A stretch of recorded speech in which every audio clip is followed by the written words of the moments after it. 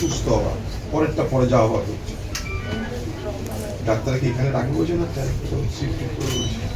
এখানে ঠিক আছে।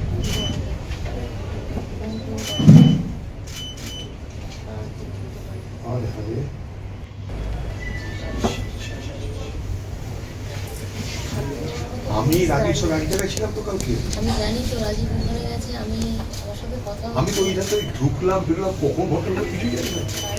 ওখানে হ্যাঁ ক্যামেরা ছিল, ক্যামেরা পার্সন ছিল রাম, ও আমাকে ছবি দিচ্ছিল আপনার ছবি।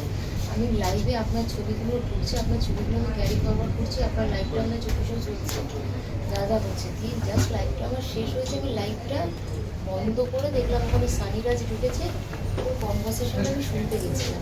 বলছিল ওটা আমি আর শুনতে গেছিলাম, ওখানে আমি লাইভও করিনি, আমি ছবিও তুলিনি, কিচ্ছু করি। আচ্ছা এই ভিডিও তো আছে সেও কাছে কোনো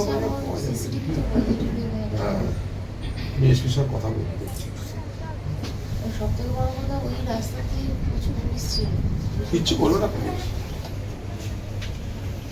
সুস্থ হয়ে যান তাড়াতাড়ি করে, এটা চাইছি। আমি রাজীবের সঙ্গে কথাও বলেছি, খুব খারাপ লাগছে।